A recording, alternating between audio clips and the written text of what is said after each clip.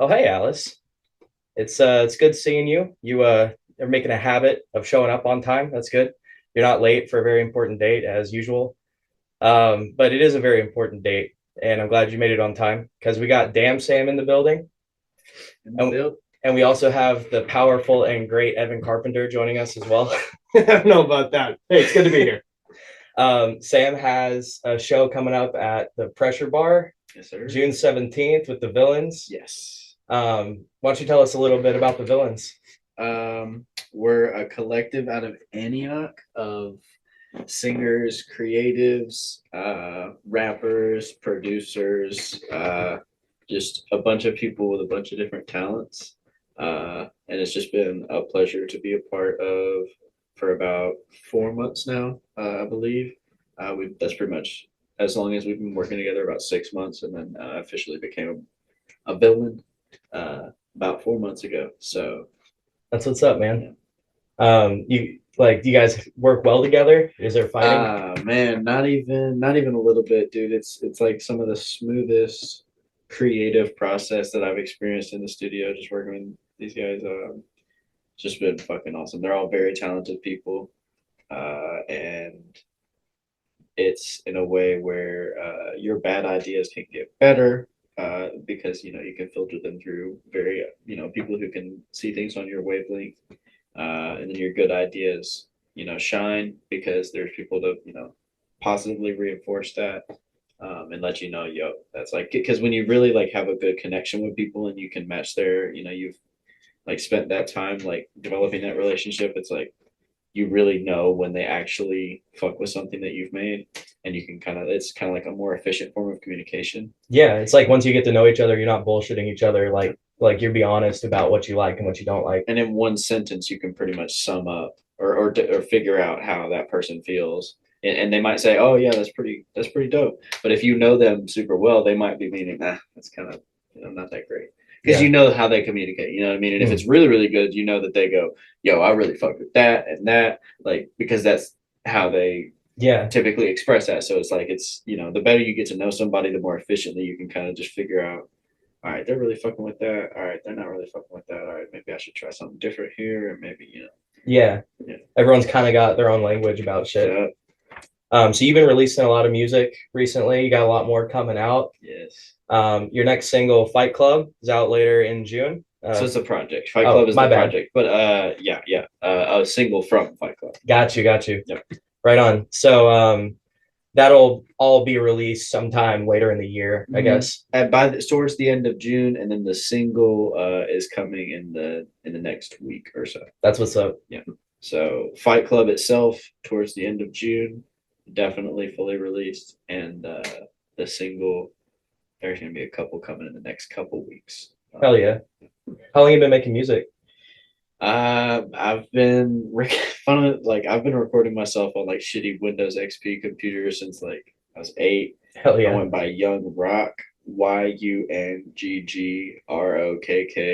Hell yeah, dude. Dude, I fucking got up in front of my 4th grade English class and asked my teacher if I could like perform a song. I was like, "Hey guys, I'm Young Rock." Except obviously didn't have this voice. It was like, hey guys, what's up? And I performed a probably hard ass song. I can't remember what. No, I bet it was hard as fuck. I remember the hook was something like me just like spelling out my name. So it was like YUNGG, and then like, dude, just like some shit. You can't go wrong with that. But I was up in front of and then I asked the class for song name suggestions at the end, and everybody was fucking with it, man. I was like, all right, I want to be famous. Oh yeah. I saw 3 people be like, yeah, and I was like, all right, I'm doing it for you. That's what I do it for.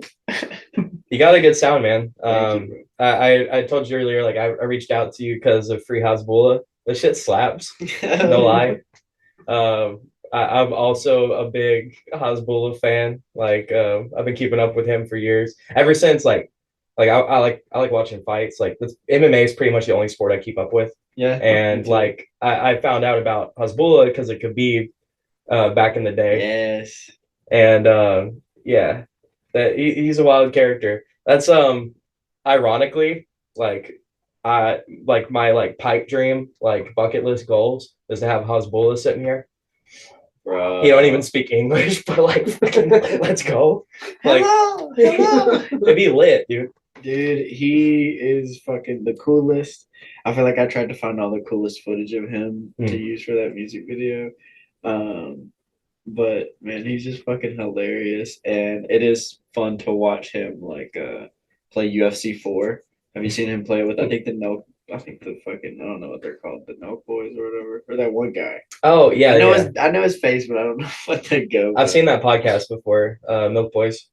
But it's like the one guy with the like darker hair, and he's playing UFC with Hasbullah, and they're playing on the PS5, so it's like super like the. I still have yet to play PS5. Me too. I need to try that shit. Yeah, I guess we're all in the same. I need to see what that's aiming for. Yeah. But it's just like funny seeing him like watch actual fights, be there for the fights, and just like be cheering on, and I don't know. I just love that world. So like any like character involved in that world, you know, of MMA, it's fun to follow. Yeah, I don't have pay-per-view, so I'm behind. But I heard some things about Israel Adesanya recently that I really want to see that fight, his most recent fight. Oh, you haven't seen it? I haven't seen it. Oh, I've heard the spoilers, and I'm really fucking excited about it. Israel's my favorite. He's the fucking goat, man. Like he's killing it. I mean, he actually took a couple L's not that long ago, but Israel. Yeah. His rivalry with Pereira. Mm-hmm. I don't want to. Pereira. Is that it? Pereira. I don't know. I feel like Pereira is like the super American version of pronunciation. It's Aquarium. It's Aquarium, you know, yeah. Aquarius. His Israel Adesanya's rivalry with Aquarium. Yeah, Aquaman. That's what it is. No, but I feel like honestly, I really enjoyed that rivalry, and I was honestly right after he knocked Pereira out.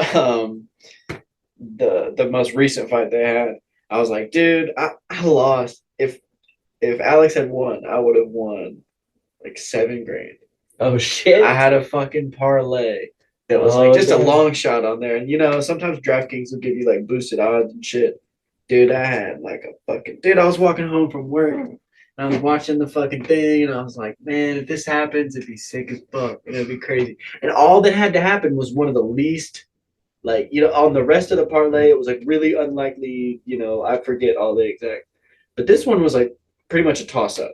So it was like, okay, I felt pretty confident. Yeah, it's close. And I was walking home. I was like, okay, I'm going to catch this fight. You know, I was going to walk home in time to illegally stream that shit. That's what I get for streaming it illegally. Yeah. I guess. No, same. And I'm watching it, and he fucking. I don't want to spoil it. I haven't seen it, but go ahead. I ain't worried about it. You're not worried about it? No, I'm going to watch it anyway. Okay. Yeah. He fucking damages Adesanya up against the cage. Like he hits a pretty good shot, and Adesanya just plays possum like he's hurt. You know what I mean? And, oh shit! And it looked pretty obvious to me, but obviously in the heat of the moment, can't really be like, oh, he's faking it. Mm-hmm. You know, so everything moves so fast. He's backing up against the cage a little bit, kind of like taking his shots, and he's blocking him pretty well. He's just and Alex is just unloading, right? Because he's just like, all right, this is my, and Adesanya just fucking rocks him with a counter. Knocks him the fuck out, dude. Oh, shit. Knocks him the fuck out, and then hammer fist, fishes hammer fist. Boom. It's over with. I'm gonna watch that when I get home. Dude, he fucking does the arrow. You know the Adesanya? Oh, yeah. How Alex comes out every time and does he fucking does the arrow. He's just bam, bam, bam, screaming. And then the kicker, this is what made me not like how he handled this shit. I was like, fuck you. I was like, because at first I was like, whoa, that was bad ass, bro. Like, you just did, you know what I mean? You did some slick shit. I'm not going to lie. I lost a bunch of money because you just won. But you did some slick shit. And then he walks over, finds, again, Pereira. I'm rolling my fucking R's on this, trying to pronounce it. He finds his son in the audience, walks over to him. He's still in the cage. And looks at him, goes, and falls over, imitating his dad. Bro. Dude. That's savage as fuck. And you literally, there's camera footage of him, it shows the kid. He's bawling his fucking Israel, that ain't cool, bro. And I was like, honestly, That okay, ain't like cool. he's a savage. It's hilarious, and it's not. The reasoning behind it was that the kid, when in the kickboxing, like their last kickboxing fight, where he Adesanya got knocked out, his son, the Alex Pereira's son, did the same thing. He's 5. He's fucking. Israel's got beef with a 5-year-old. I know, like you fucking whack at, but you know whatever. When you just knock the guy out, you can do whatever you want. Yeah, I guess so. Yeah. But the 5-year-old does the same thing. He walks over to Adesanya after he's like recovering and stuff. He walks up to him and he goes, oh, boom. And it's just a 5-year-old like playing dead, you know, it's like whatever. And then the reaction of his son, I feel like Pereira has to watch that every morning he wakes up. It has to just fucking eat him in his stomach. And then he's like, all right, I'm going to literally kill this man the next time. You think they're gonna fight again?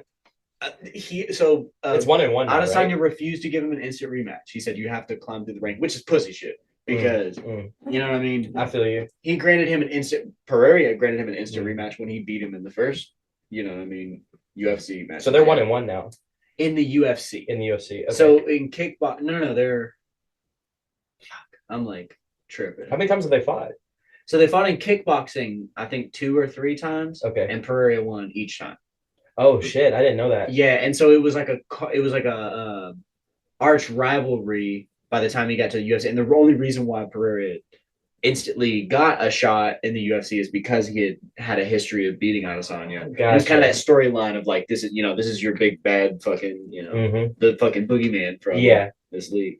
But all that to say that I really hope that Adesanya or Pereira wins whatever fights he has to, because Adesanya's like, nope, you have to climb through the rankings. All right, let him climb through the fucking rankings, let him come back and fucking do it for his son, man. Beat that motherfucker. I'm kind of cheering for him now. As much as I like Israel, I'm like, you know what? Like, let's see it come back. It's not the worst thing I've ever seen somebody do. Like, I'm not saying Adesanya is actually that, but just the WWE like kid in me that loves the storyline is like, all right, that has to be a fucking story. Yeah, for sure. Again, he just became like the underdog instantly, having to climb up the ranks and avenge his son's honor. Like, that's yeah. Because his son was balling, dude. It's meme worthy as fuck. Damn. He's just like, no, damn, poor kid. Yeah. So it's like when you're writing, what is your process like? So, like, I don't rap, but I write poetry, and for me, it's like I can't sit down and like make shit happen. It's like shit comes to me. You know what I mean? Okay. So like, what is that like for you? How do you start writing a song? I mean, I think that it used to have to be kind of specific moments where things would have to come to me, or I would have to dedicate like a time to be creative. I mean, there would always be inspiration that would strike, but it would kind of be in ways that I didn't realize it. And then when I wanted to choose what I created, it would have to be in moments that I like dedicated it to it. But that was when I was younger. And then I actually did start doing poetry because I was like a rapper when I was like 8, you know what I mean? And I always wrote raps, but they were pretty, they were like, some of them were okay, but like I was mostly not that great at it, like, and then when I was like 13 or 14, I started kind of doing spoken word poetry. So it was like that rhythm of hip hop, but it wasn't, topically, like I grew up with everybody telling me that I could, I was fucking white. Like, why are you trying to rap? You know what I mean? Yeah. And especially being from the South. You from here? Yeah, so about 20 minutes from Nashville. So, I got you. I mean, it's like the most fucking, Tennessee thing ever if you live anywhere in the proximity of Nashville. Yeah, just claim Nashville. I'm from Nashville. Yeah. No, I feel you. I'm from I grew up like an hour south of here, but I'm from Nashville. I mean, I'm like so an hour south, so like how far south? Fayetteville. Okay, so actually maybe a little bit more, maybe like an hour half most. Okay. Like right above Huntsville, Alabama. Oh, okay. It's like the last town before you get to Huntsville. I just did a show in Huntsville with the Villains. Oh, for real? It was fun as fuck. We did it with John Bonanno and Costman and a couple others. Where'd you play at? The one that I wasn't a part of this one, but Ego Slave did the camp, and then I'm blanking on the venue, but I'll send you. Yeah. put it. Bink, Bink, bink. it'll be really funny when I don't do that. You're just like, I'm being a fucking bozo. yeah. Pointing I'll just at put something stupid there. just a dildo. Yeah. Um, no, but I'm blanking on the venue, but it was sick as fuck. There was like a bar like right there, a little midi bar. It was like a community center. But we did just a bunch of the different songs. Like that, we did a lot of the collab songs that like they had with John Bonanno, and then we did some of our songs that we've been working on. Nice. That was about Huntsville. Where were we circling? Where am I from?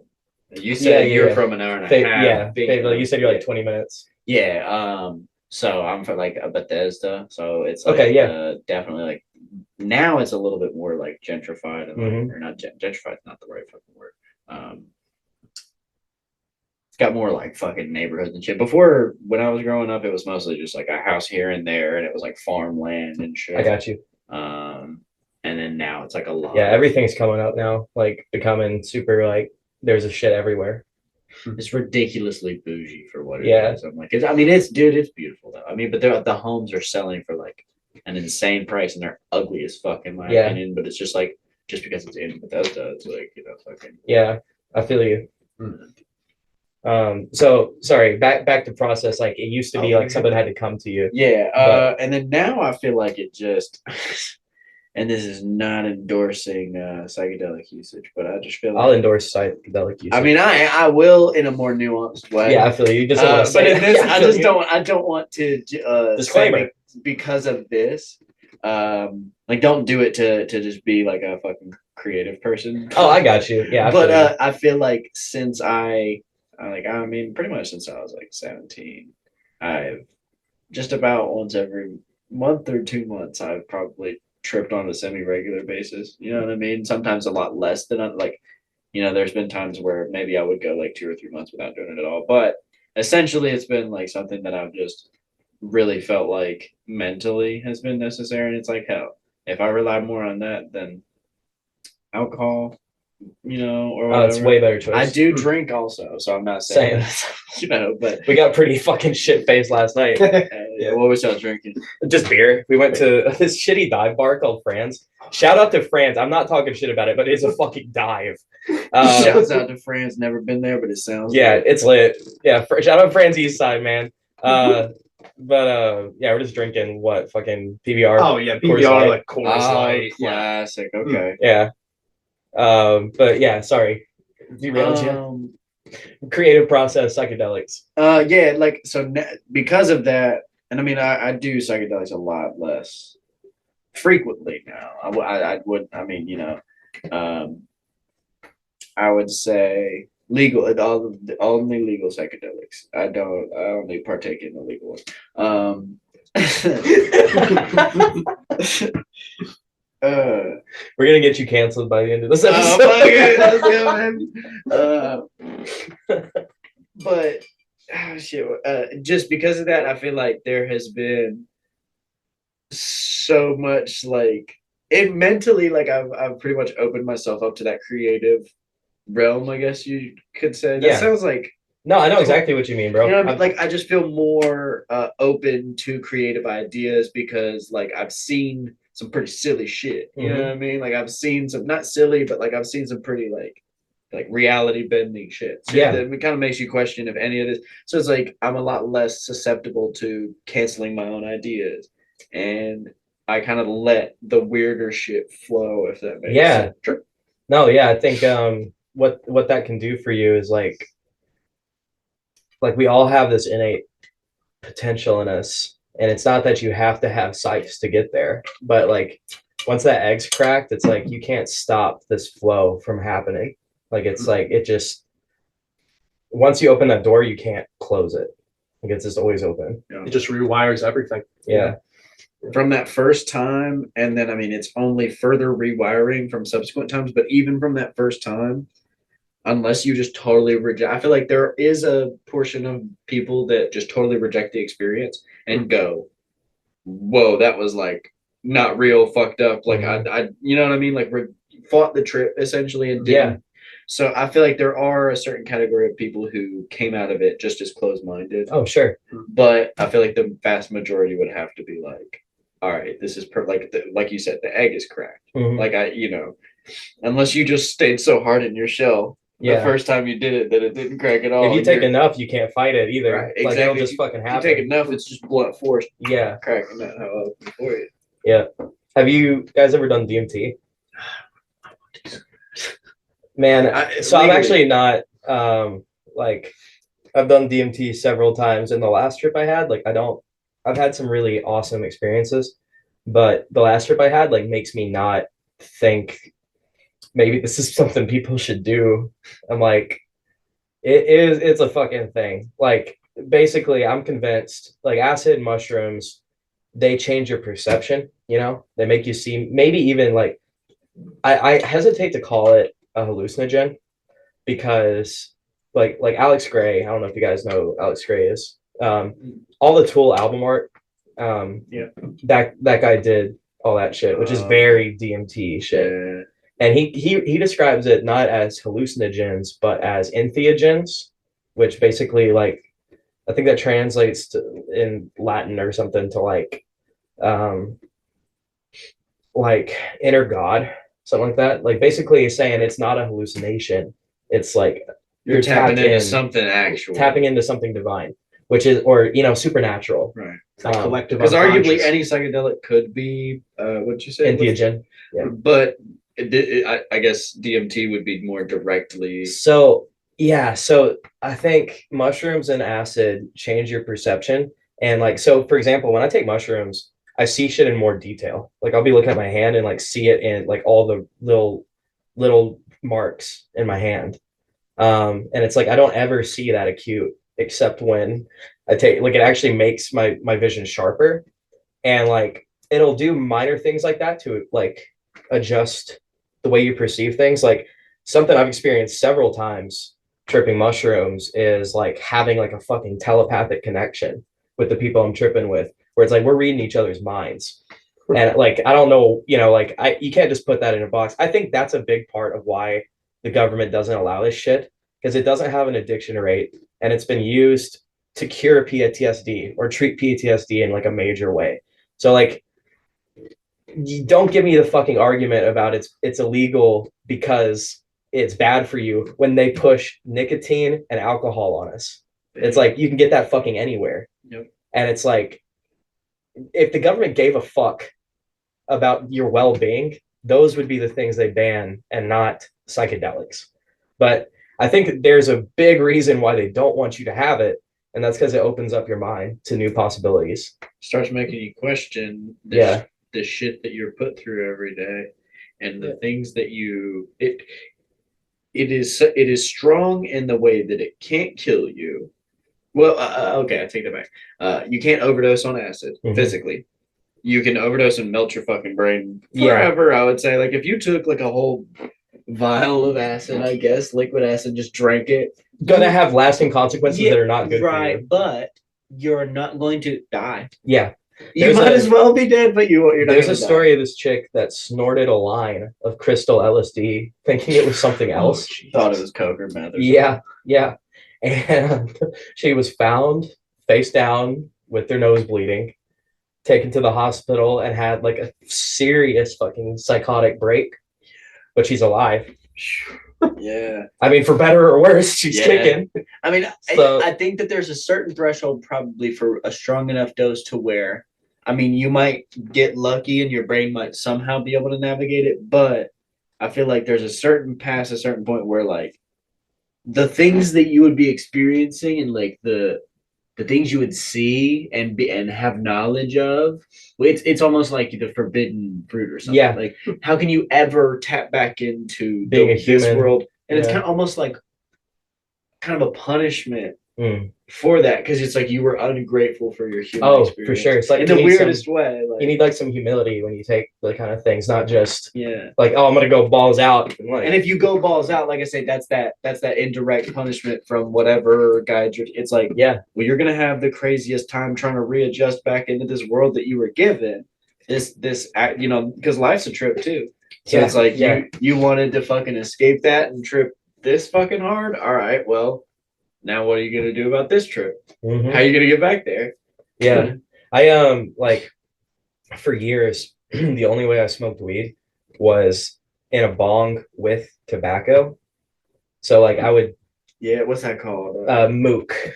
There's When you do it in a blunt, it's a spliff. spliff, and then there's snap. Is it like a snap or? I always heard it called a mook. When you mix it in a bong. But for years, that's the only way I smoked weed. And you heard that slang from, you said, so you're from. I didn't know it was a thing when I started doing it, but then I told a friend of mine from LA about it, and she said, "Oh, that's a mook. You're going to Mookie Island." It sounds like a like LA slang. or West something. thing, yeah. There's another name for it. I'm not aware of it. Gotcha. Yeah, I don't know another. I'm sure there is. I don't know another name for a bowl of it, like you said. Yeah. The spliff is. But that's the only way I got high for years, and I quit doing that a few months ago. Completely kicked nicotine, and now when I smoke weed, I'm getting so fucking high. And then what I've realized, and I'm breathing better too. And what I've realized was I wasn't getting a lot of that THC because my lungs had so much tar. So I was smoking so much weed and not getting high from it. So now that my lungs are better, like I'm getting so fucking high. And I think because of all like the psychedelics I've done too, it's like I'm getting like uncomfortably high. Like I don't even like this. Like this is not cool. What's that little Dickie song? Too high. Too I think high. I'm way too high. Yeah. Yeah. Getting off track. Back to DMT. They call DMT a place drug because it takes you somewhere. And I literally think that's what happens is you're not hallucinating. You're being ripped out of your body. And what you're experiencing is just what's out there. Right. And I think it's a different plane or dimension. Yeah. Yeah. And I think that can be really like, no matter what, it's going to be a fucking trip. Like it's going to be the wildest experience of one's life. I don't think there is anything on that level of comparison, but being said, I don't know that it's like, you never know it's like a box of chocolates. You never know what you're going to get. DMT's like a box of chocolates. You never know what you're gonna trip. Yo, put that shit on my headstone, bro. But yeah, like I've had some really cool trips, and then I've had trips that are like something was fucking with me. Yeah. And like, so like I'm on DMT. Yeah, yeah, and it's like just basically it's gonna be completely unexpected no matter what, and that can be really good or like not so good. So I just like, it's definitely not something I'm like pushing anymore. Like you should do this because it's, I don't know. We know so little about, first of all, life in the universe, but like this kind of shit, it's like we have no idea. Like there is an argument also that that's just all in your head.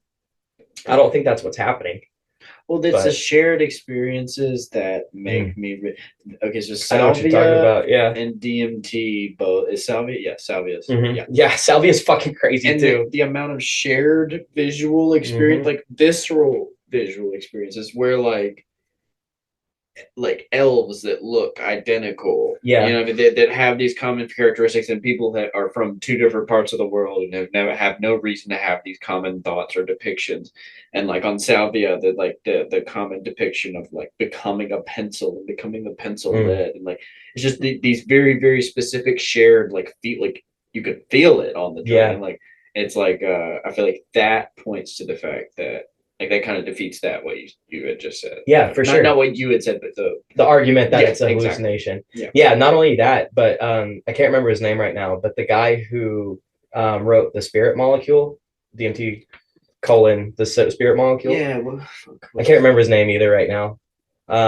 But he's doing a study right now where they're doing intermuscular injections, like putting people under on DMT. What? Multiple people at a time going to the same place and seeing each other there and saying the same shit.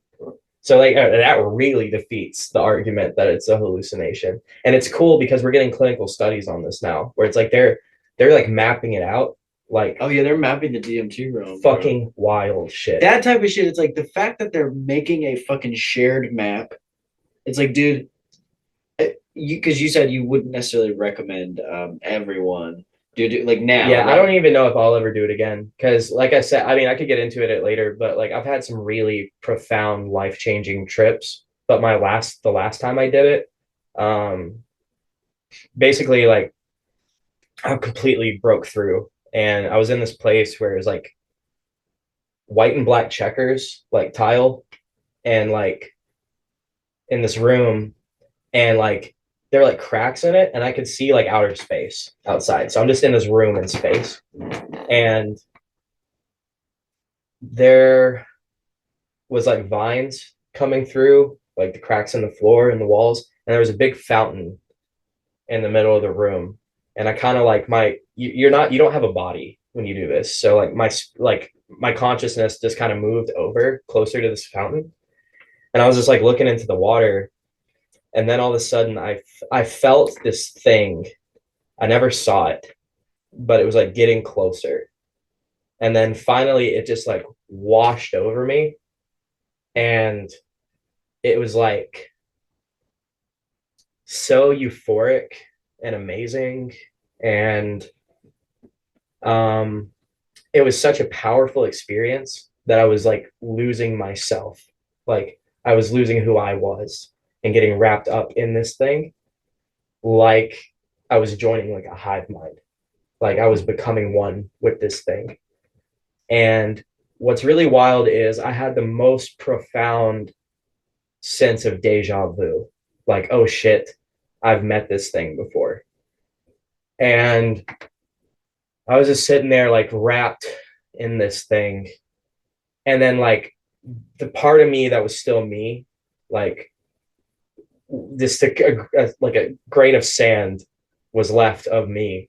And that thing was like, hey, maybe I want to clarify first of all that it didn't feel, nothing about it made me feel weird towards it, but just in the back of my head I was like, this is so good that like maybe it's not good for me. You know what I mean? Like, Yeah. like hard drugs where you're like, this is so good but it may not be good for my health. So I just asked it. I was like, can you give me some kind of sign that like you're not trying to hurt me? And basically this thing was just like, I don't know, maybe I am, maybe I'm not. And I was like, okay. And that like raised my alarms. And I was like, okay, well, we're done here. And it at that point it like grabbed me and it's like, no.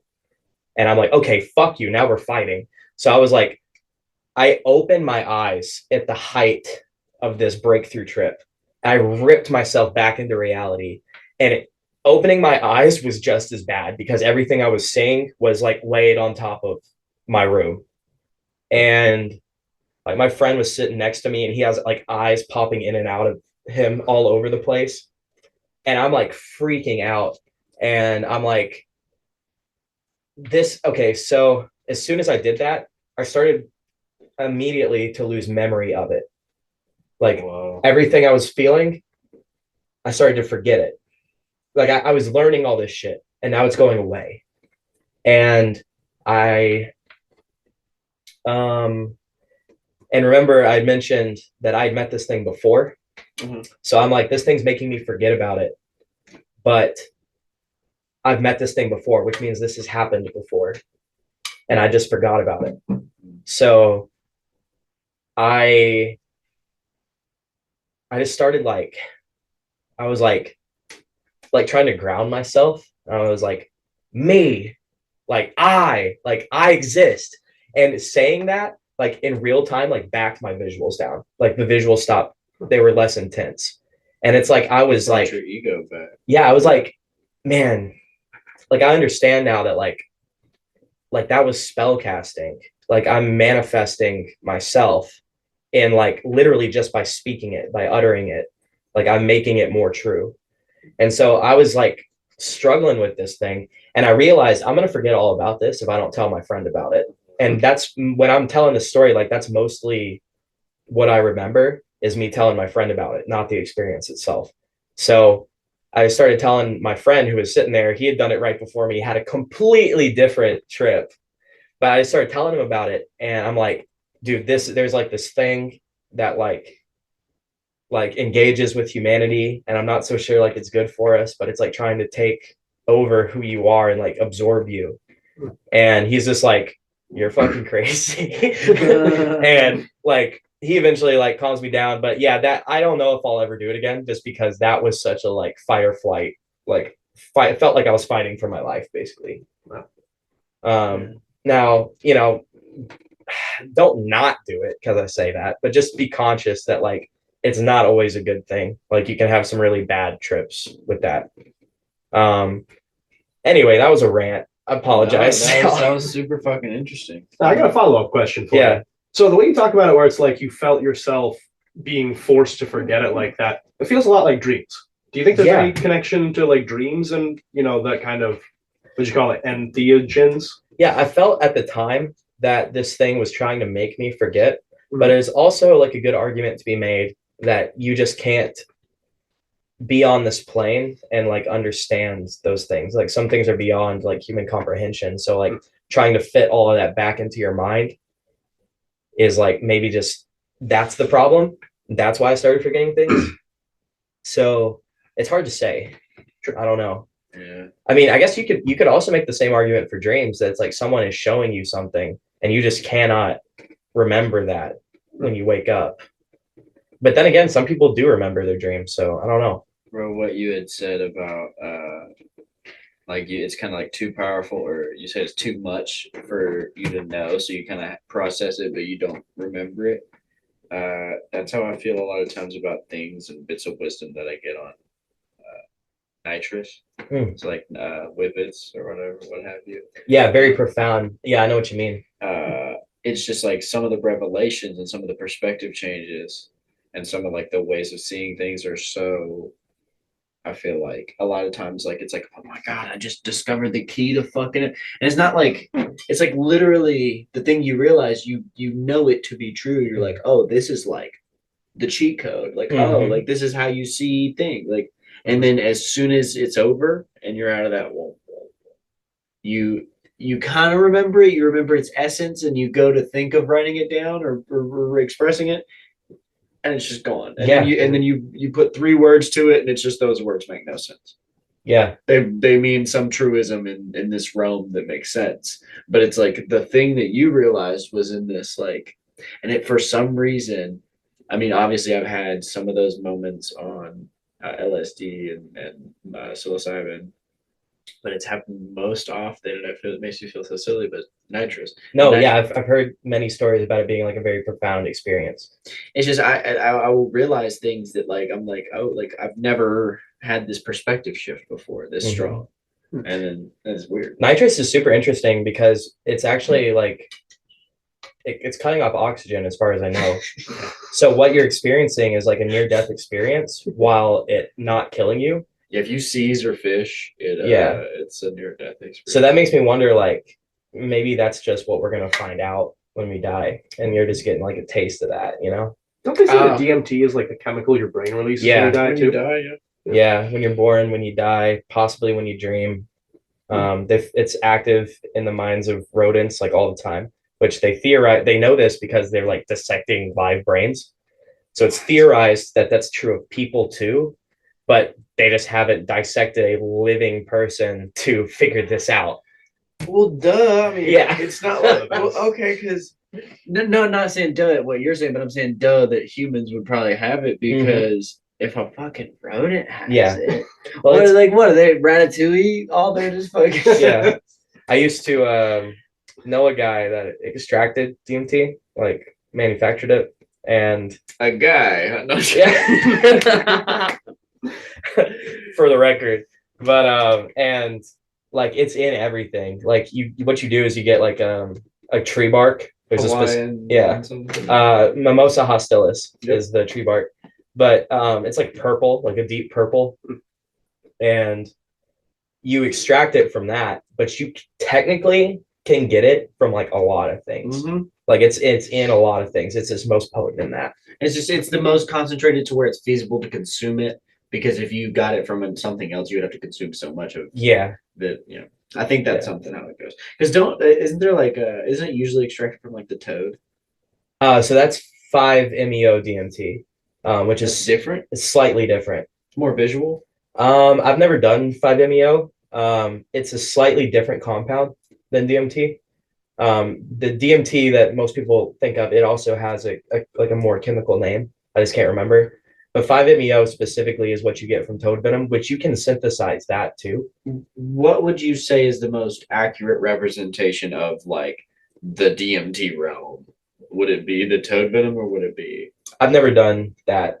Well, I'm The just toad saying, venom. as far like when people refer to like what the true DMT Oh, trip would be, not the toad venom. not the toad venom. So Yeah. most people are referring to Yeah. Ayahuasca is also DMT. I don't know if you guys knew that. Yeah. It's so basically if you were just eat DMT, this is fucking wild. Your body, your digestive system will just completely neutralize it. Like fuck that. So what you have to do, ayahuasca, is you take DMT out of Mimosa hostilis and you mix it with a certain vine. And what that vine does, it's an MAO inhibitor, which shuts down your immune system. So if you're on any kind of medication, well, a lot of medications, you cannot take an MAO inhibitor because your body has natural immunities to a lot of drugs. And if you take that, it has no resistance to it at all. So like something like aspirin can be really dangerous for you on MAO inhibitors. But basically, so you have to have like a pretty clean palate to do ayahuasca. Like you can't have anything else in your system. Right. So you take that with the DMT, and now you can eat DMT and trip off of it, and that's what ayahuasca is. Is you're digesting DMT instead of smoking it. Wow. Fucking crazy, right? What else is crazy about that is the people in the Amazon that have made ayahuasca for a long fucking time. It's like how do your people know this? It's like, well, the tree told us.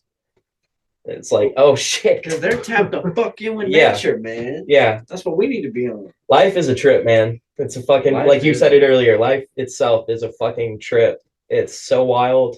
It's good to be sharing it with you guys, talking about crazy shit because life's hard. Good to listen and good music. Making good art, man. It like Freehouse Bulla is a fucking dope ass song, but it's also like it's important, and I mean that like making art in general is like, what else are we doing here? Yeah, man. You know what I mean? And well, the thing I'm realizing is that life is art. So, yeah, what I'm making is the most commonly referred to form of art, but I'm realizing that MMA and fucking fighting, that's art. Oh I'm yeah, realizing that the martial arts. the Yeah. martial. I mean, because well, duh, that's not a groundbreaking thing. I guess. No, I'm like, no, no. okay, well, guess No, my what? bad, Mixed bro. martial, that's fucking art, dude. But just what I mean, just fighting in general, that's an art. Running is an art. Interior design is an art. Raising children is an art. There's like an art to literally every realm of life you can pretty much think of. There's an art to that, and there's somebody out there that spends an immense time dedicated. Dude, there's I don't want to mispronounce her name. Mary Kondo, Mary Kono. That's The tidy, the art of tidying up Yeah. lady. I'm reading her book right now, just because like I've been a fucking messy, cluttered ass person my whole life. So I'm like, I want to. That's me currently. But yeah, like I'm trying to read the materials and figure out how the fuck to clean up, or not clean up, but declutter, because that's really what she focuses I'm on. gonna hit you up for that book later because Dude, as soon as I finish it, yeah, I'll throw you the copy. Hell yeah, bro. I would love to. I'm at about halfway through, and it's a pretty short one. So, but I was saying that because it's just crazy that you're reading it and you're listening to her stories from her childhood. She spent so many years dedicating hours and hours and hours of mental energy and thought and creative energy about tidying. Since a kid, she's just been brainstorming about how to, organize her family's stuff and clean and keep it decluttered and it was like that was what she did for fun. And it's like just crazy that there's somebody out there, there's a niche for everything and there's an art for everything. So to her, there's an art to tidying and cleaning and feng shui and keeping your, and it's true. Like because she decided it, thought about it, and kind of created it, or not only herself, but because she decided that was her realm, that's an art to her. It's like you're putting order to chaos. It's Yeah. kind of deep. Yeah. You were talking about running being an art. Reminds me of David Goggins. You know David Goggins? Fucking love David. He's so cool. He's such a badass. It makes me feel like a punk bitch every time I listen to him talk or see him do pull-ups, but whatever. That's why he exists. That's why he exists. It's good. So, do you have any like ghost stories? And when I say that, like any experiences you can't like explain logically.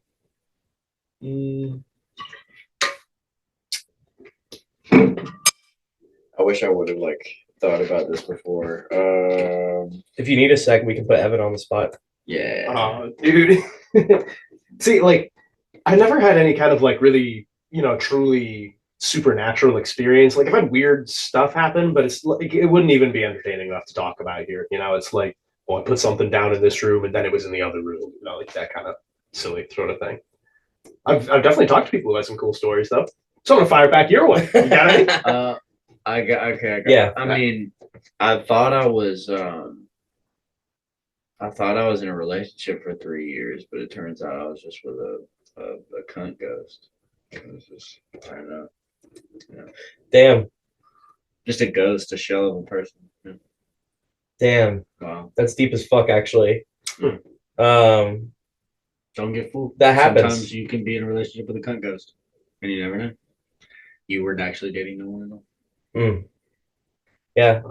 What we show each other is like, no, I'm with you, bro. No, for real. You got me thinking about shit now. I was like, have I dated a cunt ghost? Am I just a cunt ghost? Am I a cunt ghost? Well, just you look back and and it broke. They just floated through your life, were a cunt, and they're gone, and they might as well have been a ghost. That might be one of my favorite answers to that question. That's fucking hilarious. Especially because you got me like, no, yeah, cunt ghost. Hell yeah. I'm glad that it hit, because if that didn't hit, that would have been awkward as fuck. That'd be great if we were just like deadpan. They're like, oh, so like what kind of a mean ghost? What are you talking about? It did take me a second. Do you guys believe I used to ask people if they believe in aliens, but unanimously everyone I've ever asked is like there has to be life out there somewhere. Yeah. So do you think aliens have ever interacted with humans, or or currently? I think that I don't want to. No, Lee, go ahead. I think that if there were ever any aliens, or if there are, I think that they are the ones or they're the entities. I think because what I would refer to an alien as is like that entity that you encounter. Oh, sure. So interdimensional aliens, not extraterrestrial aliens. Yeah, because I wouldn't think that anything we think of when we picture an alien, I don't think that there would be like some other. I think it would be an interdimensional. Sure. Like I said. And I think that they are probably the ones who, if this is a simulation, if this is, or if there's some sort of simulation of consciousness or whatever, I think that that's what or who created it. I got you. Yeah, I'm definitely a firm believer in like interdimensional life. I think I'm also a believer in extraterrestrials, but they might be linked together. I don't know. Mm-hmm. There's a lot of weird UFO stories, which makes me like, well, you know what? Maybe that's from another dimension too. Maybe I can just pop in and out of reality. What do you picture as when you say extraterrestrial? Like, what entity or species or thing would that be? You think?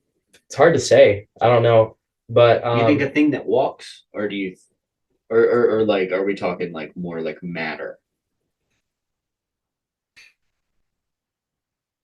It all comes down to whether it's carbon based or not, because everything we observe that lives is carbon based.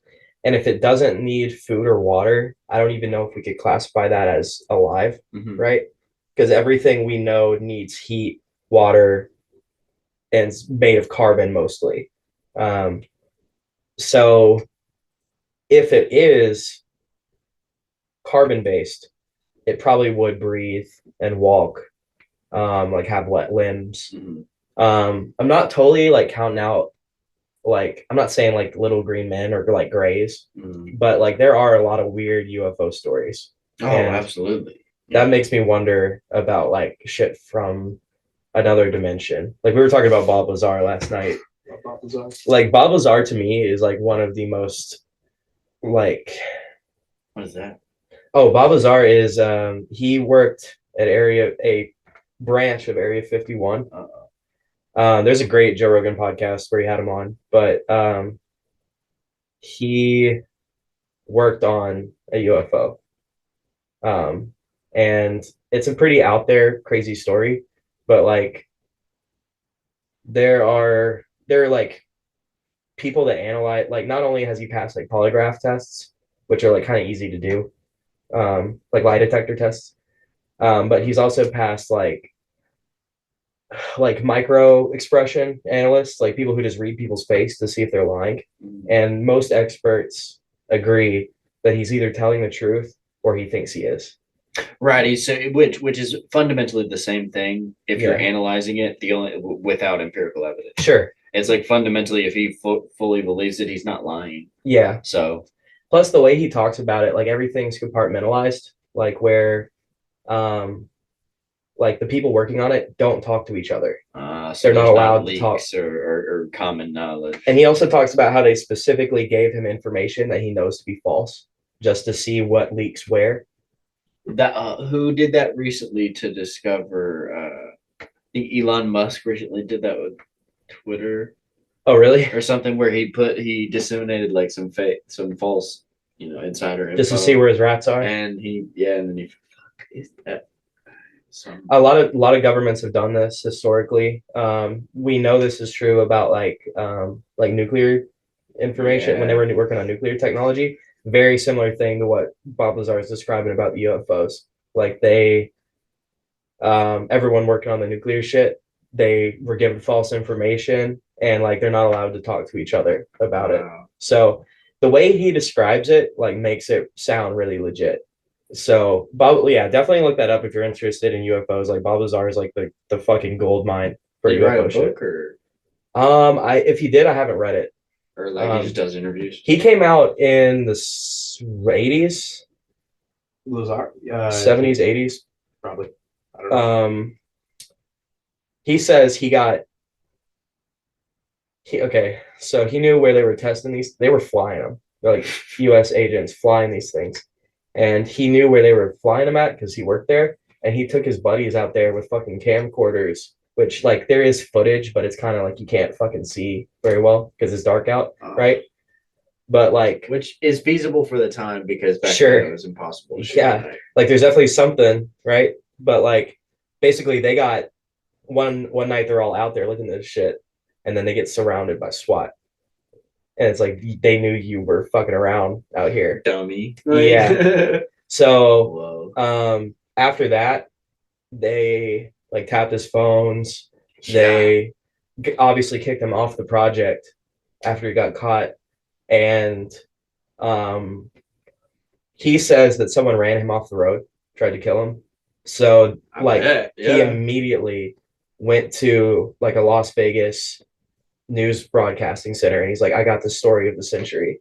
And he went on and did this interview, which he says is the only reason he's alive because he went public. Right, because then if they killed him, he'd be a martyr, and then everybody will. Exactly.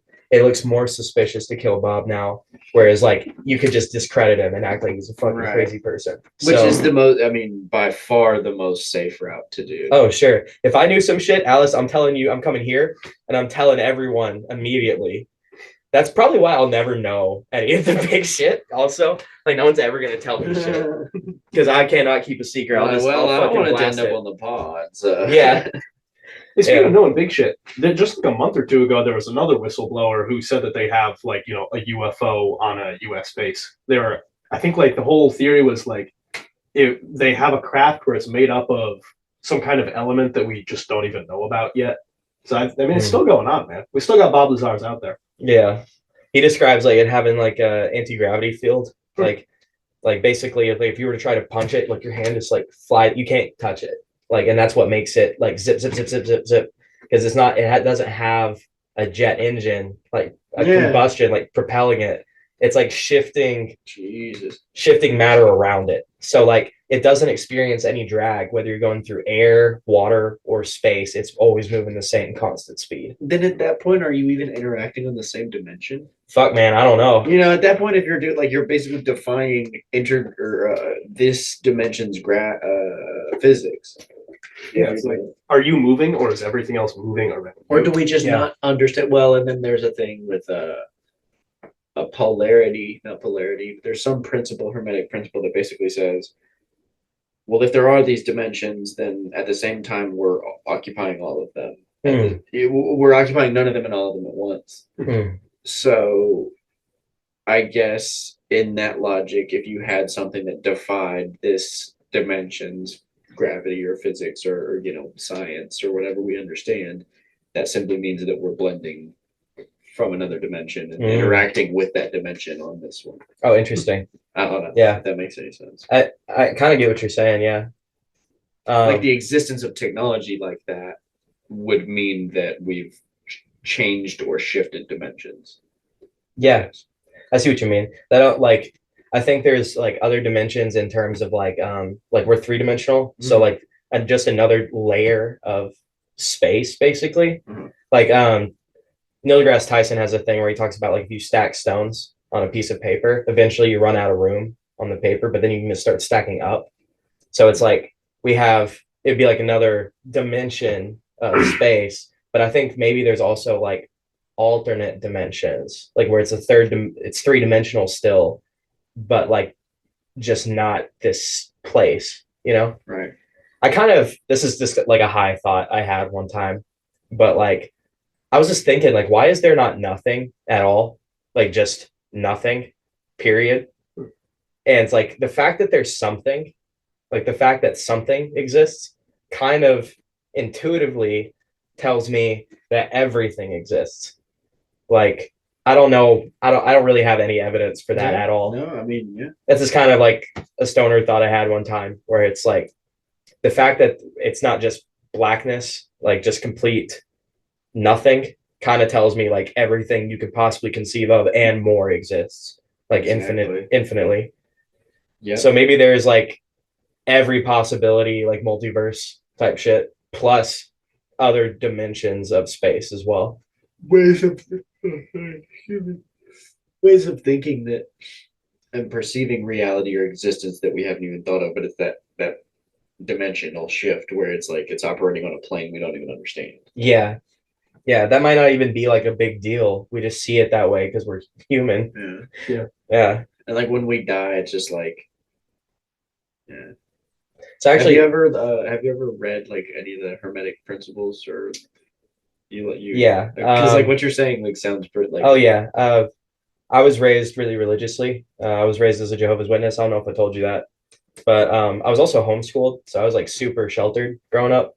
And then when I turned 18 and moved out, like I was like pretty like borderline atheist, like just because religion left a bad taste in my mouth. It's like this is it. And I was also like really drawn to the occult and like spiritual concepts, but I didn't believe in it until I went looking for it. So like I've had some pretty like mind-bending experiences with and without psychedelics, like getting into magic. I got really into Crowley. I love that dude. Yeah, Crowley.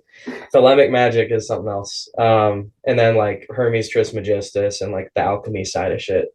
And yeah, in my adult life, I've studied a lot of occult and alchemical principles. It sounds like you too. Yeah. Well, just what you were saying with like the evidence of the fact that there is something means that everything, like that's proof of everything. Like I was like, I had a similar thought when reading the Kabbalion. Oh yeah. I've read the Kabbalion. It's just something that like I was like it really resonated with me because I was like I had a similar thought like that, and it's like somebody else put words to it. It's funny. Like I just saw your Free House Bullet song, but I was like, me and this dude would have a good talk. It's just funny how shit like that works, I was like, you just know. You just know when people are on it. Well, when I checked the page and I saw that it was like esoteric and like occult themed and just like that and just the aesthetic of it, I was like, okay, this is like because that's something that I've some one of my roommates and like a friend that I work on music with had introduced me to. I'd already kind of started reading pieces and kind of sort of believed in it, but it wasn't really like seeing someone else actually practice and interact with magic and alchemical principles and stuff. Because I grew up also in a really religious household, kind of also went through the atheist transition where, and then I reached, psychedelic usage where I was like, okay, well, I spiritually believe that there's obviously something. I feel that thing. I just don't believe. I don't have to be atheist just because I'm not directly For Christian. sure. And like at this point in my life, I have a really deep respect for the Bible, for specifically the Old Testament, the Torah.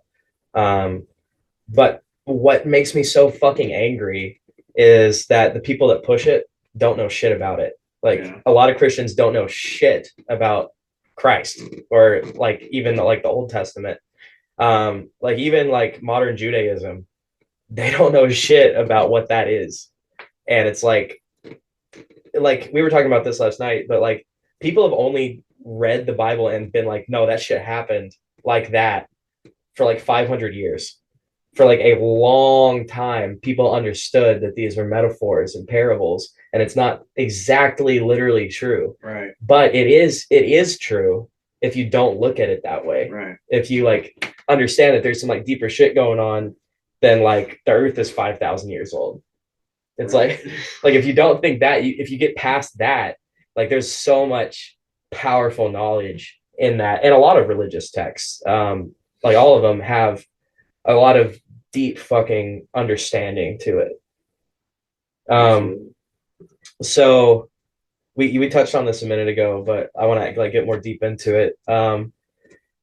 First of all, no one knows the answer, but what do you think happens after we die? I mean, I think that your consciousness kind of decides that. Your consciousness proceeds on. I don't think that there's necessarily a direct reincarnation process. I think that whatever your consciousness or your spirit desires or needs to enter next, it will, whatever its path was.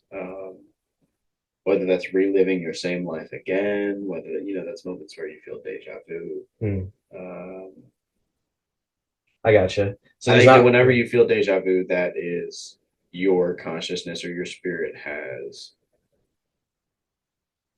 re-begun this timeline before, and whatever you remember was from a timeline prior, and you are now re-interacting with that timeline.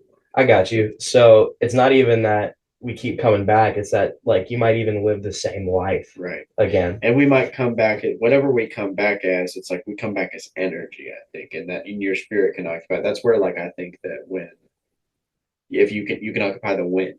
You know what I mean? And I think that at a certain point, depending on how elevated your energy or your consciousness is, I think that opens and expands your like I feel like if you're an ant and your consciousness is with an ant, I feel like you've just not really expanded like consciousness or energy or spirit wise, you're on a somewhat of a low plane. Like not like you're a piece of shit dumbass, for being on a low plane. It's just like you're a rookie, I got you. And I think that as you evolve, I think the human experience is probably the most complicated that we have access to thinking of or knowing of.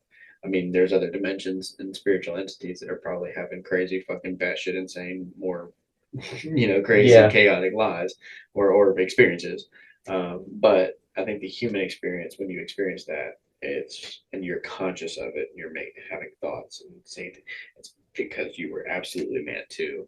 And that's like I feel like that's the only thought that I can carry with because it's like the idea that everything I've experienced is because I was meant to, and I was put here for a reason. And it's like not necessarily. Usually when people say that, it's like by God because Jesus Christ loves me. Like that may be true, but also I think if you just firmly believe that you have a path, because what basically, sorry, I'm rambling. But No, please. bit like the way I think about it, like, what are the fucking odds of you even existing, even remotely in this? Like, not only what are the odds of like you becoming this or that or blah blah blah, but what are the fucking odds of you living every day? You know what I mean? Like, you're defying quite a lot to be you. You know what Sure. I mean? Yeah. You could have been anything, but if had any condition, I mean, the butterfly effect, had any condition been any fucking different remotely in the earth that day, the sperm that fucking won might have been a different one, and you could have been a totally different person. Or the condition could have been different to where you would have never been born. You know what I mean? You might conceivement or whatever might happen, but because of a shift in a timeline thing, like you would. So it's like the fact that you're experiencing and accepting that you are experiencing reality and are semi-aware of it, semi-consciousness or semi-consciousness, semi-aware. The fact that you can accept that and acknowledge that, like, has to mean there is a path for you on this timeline if you're aware of it, right? If you're conscious, if you're feeling things, then that means that you were 100% meant to experience this version, if that makes sense. Like, whatever the outcome is matters. Yeah. No, I totally get you. It's kind of like the argument between like determinism and free will. It's kind of like, well, it's both. Like you have free will. Yeah, I like that. That's good. Yeah, you're determined to have free will. That's right. It's all predetermined if you can. So quantum computing is a thing. Like AI is cool, but they're computing on atoms now instead of microchips, which is like, what the fuck? Yeah. And I kind of have this theory that like, so basically it has so much processing speed that like, and so much power that it's like processing speed and power for all intent and purposes is like kind of limitless at that point. The question is, how much data can you feed this? Because it's like it's eventually you're going to run out of data to be able to feed to this computer. But hypothetically, I think if you had a way to just dump as much information or all the information into this computer, it could like perfectly predict the future. Like absolutely. Yeah.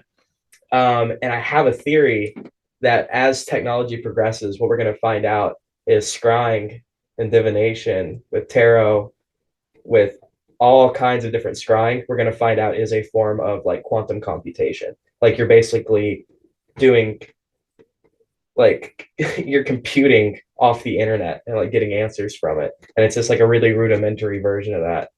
We're getting to a point where magic and science are really coming to a head. I find it's a very interesting time to be alive right now. I'm sure everyone in history has always felt this way, but it's true for us. It's really fucking true for us, dude. Because like cars and electricity, that's what, like 200 years, something like that. It's like we haven't had that shit. That's like no time at all that we've had electricity or automobiles. And that's like technology is not like a steady slope. It's like we hit these huge booms. We've literally went. Yeah. And we are just now at the break with AI. We're at another one, like the biggest one ever. And we are just at the tip of the iceberg. Like it's going to completely, in our lifetimes, we will see some very, very radical changes to the nature of reality. They're doing this thing now where they can figure out how a virus works by like simulating it. So like instead of animal testing, we're just gonna run a simulation and see what happens when this, and just like, so in theory, I was watching Michio Kaku, he's a physicist, famous physicist. He was on Lex Friedman's podcast talking about how with that we might even be able to like stop the aging process. So like we with quantum computing, we might be able to live forever. So a singularity, yeah. Is that the same? Is it similar? The singularity, I think, is like a hive mind, like where we all, which that brings up another interesting point, because I have a theory too that we're as technology progresses, okay, so like quantum computers, let's say we all have that in our heads, right? Next time you and me talk, it's like we're gonna have this conversation in like a millisecond rather than an hour. And it's like that. And we got all of those feelings and knowledge from it, and we still process it the same. Yeah, and we can have 100 of 1,000 of those conversations, right? Whoa. So like we're gonna resolve all of our differences really fucking fast. And what's gonna happen is we're all gonna not only agree on everything, but we're all gonna become the same person. So I think what happens then is we go, man, this is boring. I wish we could go into a simulation and forget that we're all the same person. So now the question is, how many times have we done this already? So if we do it, so this timeline, we must not do that. If we see it, then it's not the last timeline. If we see us do that, where we go back into a simulation where we want to forget it, and after we invent it or whatever, that means that this is not the final one. Sure. It's also probably not the first one. Definitely not. Yeah. It's all of them. Yeah. Right now. it may go on forever, man. Like maybe we go in again and we just keep repeating this. And it's that's like the story of it, essentially. Yeah. Is that it seems like a mistake, but it's actually just that's part of the on some alchemy shit, as above, so below. What you observe on one space is true of every space. And if you can picture it or imagine it, then on some realm or plane of existence, it exists. Yeah. It's kind of like, if you think about it too, like consciousness as like, okay, you have, so I had a DM teacher once also where I was shown that, and like no one told me, I was shown that we are all the same person in different bodies. So like you can call that thing God, but basically I think there's like kind of like there's one consciousness that experiences everything. Now there might be layers to that where it's like my spirit individual has existed for a long time, but the source that came from, even if it's eons and eons ago, we all come from the same place. So like it might be that like we still get individuality after we die. Like maybe you don't have to return to that like nirvana ultimate consciousness. Maybe you can continue to be who you are. But I think that's where we came from. And I think if you imagine like, so when I was shown this, it was not a comfortable thing because basically I showed it to myself because that's all there is, right? Mm-hmm. And it's like I was so profoundly lonely. Like I was so alone because if you imagine that that's it, like it's just you. Mm-hmm. Eventually you create reality so you can go down and pretend you're not alone anymore. Yeah. So like you create people so you can go down and be all those people. And I think like every time I think about this, what I imagine is like a wave coming in and out. And that's kind of like the Big Bang, right? Where it's like everything explodes out and then it's going to come back in. So I think that's where we're at with consciousness too, is like we create a dream simulation where we can pretend we're different. And then we get smart enough to figure out that we're all the same. So we go down in again and pretend we're different people, and then go down in again and pretend we're all different people. After we keep creating technology that ascends us, and then we essentially realize the ascension is, Yeah. So I think maybe the best place to be is like right where the fuck we're at, Dude, like absolutely on that one. Yeah. Life's good, man. Life's good. That's such a good phrase. I mean, the best place to be is right the fuck where we're at. Right the fuck and here, why man. would you think anything else? Yeah. I mean, life can be hard sometimes, but that's part of the fun, right? That's part of the. Without suffering, what enjoyment is there? For sure. If everything was a fucking party, eventually people who party all the fucking time, it gets boring. If everything was happy and great and yay and serotonin all the time, your baseline would be your new suffering would be the happiness. Yeah. So there has to be suffering in order to enjoy any bit of happiness. That reminds me of Siddhartha, one of the Buddhas, where like his dad kept him in this beautiful garden castle, and it's like because he had a rough life, so it's like I don't want my son to ever experience anything bad. And then his son's basically like, "Fuck you, Dad, I'm leaving.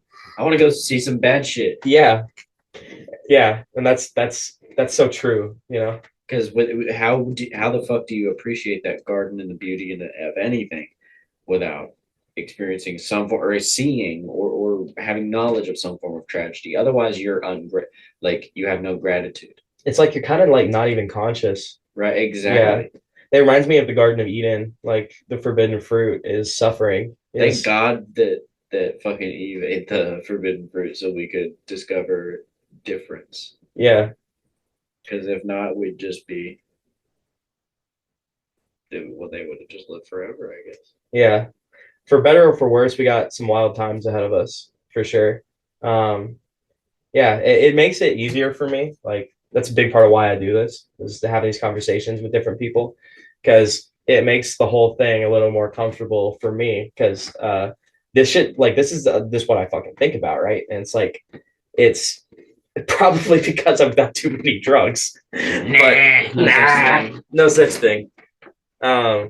But yeah, back to what you were saying. It does seem like like after we die, there's not one answer. Like there's a whole slew of things that could happen to us.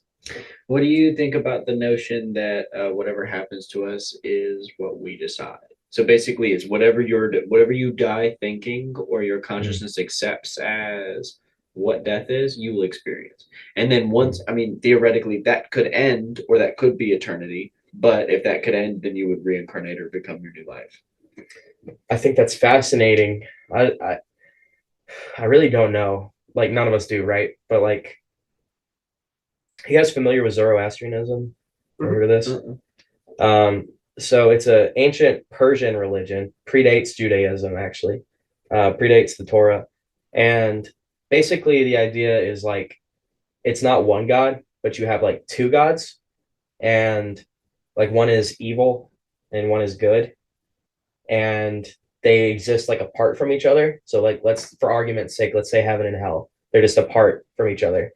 And then one day, like the creator, good God, creates the physical universe, knowing that the dark one will enter it and start fucking shit up.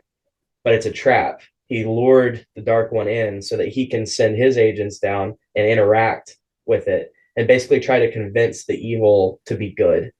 So like you have this war of good and evil that never really ends because they're both infinitely powerful.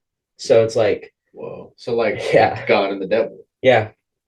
Yeah. Except like the devil is perceived as less power, is not as powerful as God. Exactly. This is where they're equal, basically. Sure. That's the only key difference is that they both always existed. I actually think maybe that thing was one and then split at one point, but that's not in Zoroastrianism. That's just kind of like, well, that kind of follows the Hermetic idea. Sure, yeah, like it all is one. One is all. Yeah, it's yeah. So I think maybe that's close to the answer. Is like what you said, like what you manifest is where you go. But that doesn't mean you get to go where you want to. You go where you've accepted that you're going. So you don't want to go to hell, but if you've accepted that throughout your life you've just been such a piece of shit that you're going to hell, you know, that's where it's like almost like ignorance is bliss. Because let's say that you just have convinced yourself that you're just this dope ass motherfucker who's like always been great, and you're Hitler, but you're like, you know, you're like, I'm going to heaven though because I'm cool or whatever. That's something I've thought about too, where it's like a sociopath he would have a good afterlife at that point.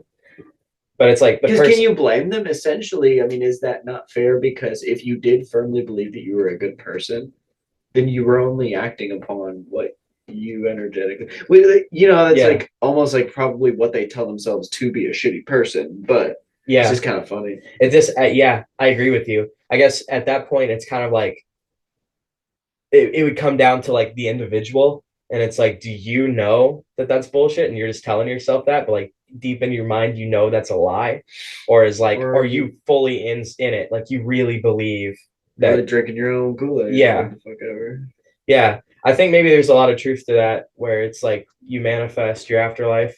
So it's like it's one of those things where it's like with great power comes great responsibility, where like knowing this shit opens up these doors to a potential hell suffering kind of thing. So that's why in like well, I ain't gonna go there. No, I ain't gonna get kissed.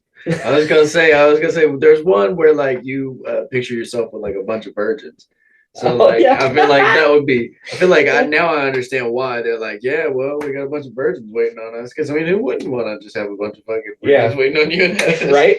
It's like, yeah, it is a thing. Like I mentioned, I grew up in a religious cult, and it's one of those things where it's like I can't be mad at radical Islamists for blowing themselves up because that's what they know to be true. Yeah. I'll say it. No one else is gonna say it, right? No, I mean it's just sorry. Like what you're saying is true. It's also a funny sentence to be like. I can't be mad Yeah. that you blew yourself up.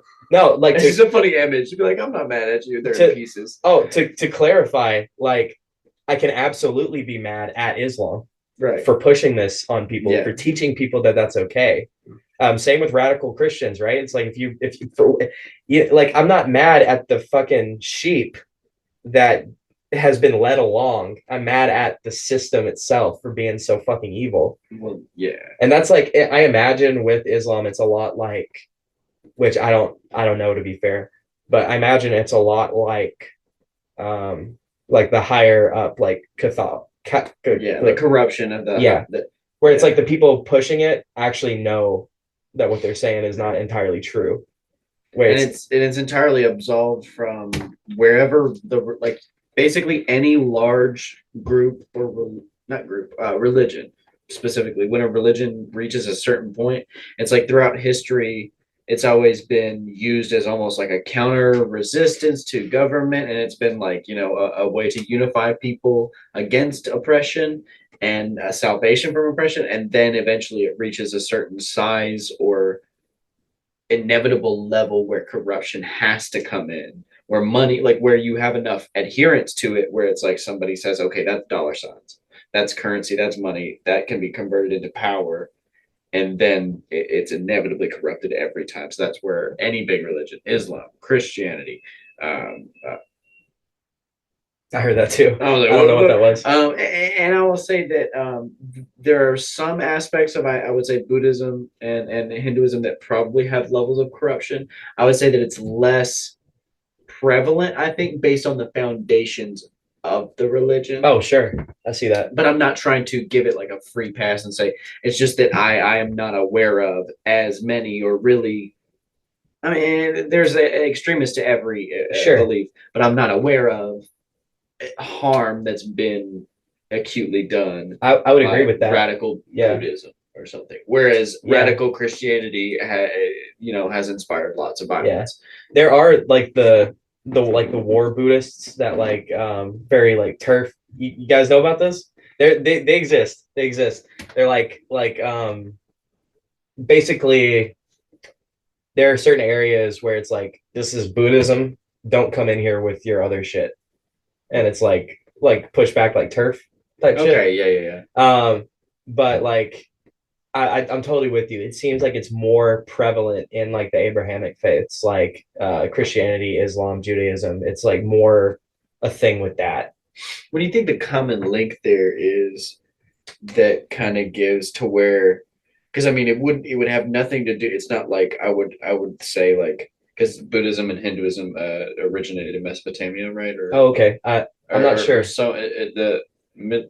I mean, I wish I had like a little. But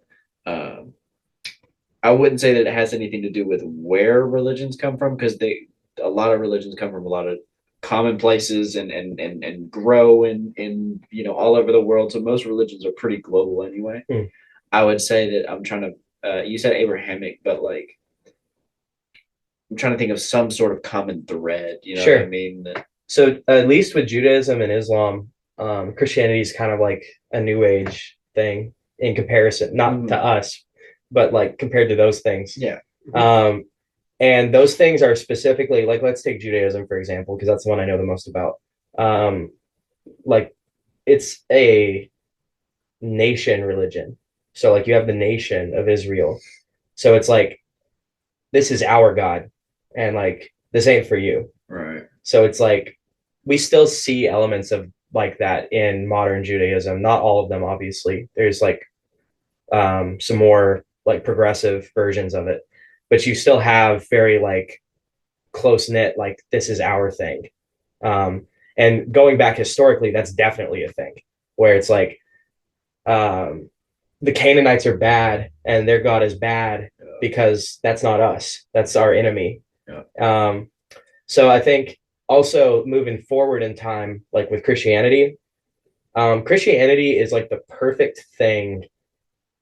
If you're a Roman, if you're Caesar, Christianity is like the perfect thing to like push on your peasants and not do yourself. Because like now you've got order. Now you've got so and they'll do it. You're basically the god, but you're having them believe in an, well, I won't say imaginary, but in that thinking is you're having them believe in a separate thing rather than it's the principles that you want to push. Yeah. And there's like a lot of really good truth in there. I think it's just kind of always been something used against people. That's not to say that there's not a lot of great teachings in Christianity.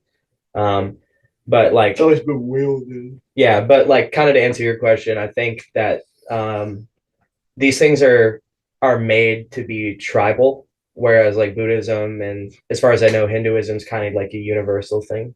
They're more based on the philosophy rather than the text. Sure. Yeah. I think that's a good way of putting it. The thing of it rather than the stories or the where you're gonna go kind of sure thing. Yeah, because I would say like Christianity is and others are kind of focused on that end.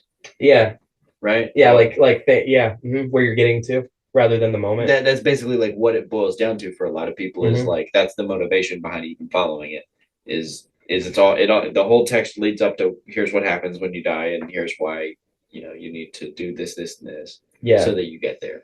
That's a good point. Versus like Eastern religions, a lot more like enjoying this, right? Yeah, and being the best version of yourself. Because granted, Christianity and in the Bible it does have love thy neighbor and things, but also with Buddhism, it's like very very focused on being present, and there's not really a lot of room for misinterpretation of to do negative.